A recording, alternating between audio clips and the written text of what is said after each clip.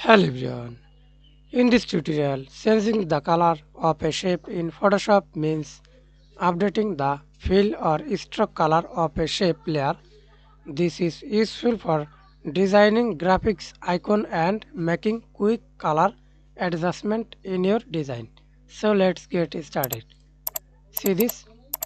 First of all, select any shape, then click on the shape tool, right click on your mouse, create a new shape or simply direct change the color, change fill color,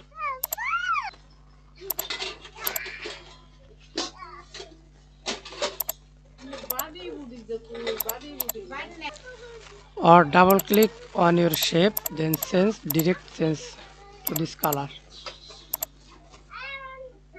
Hope this tutorial help you. Thanks for watching. Don't forget to like and subscribe.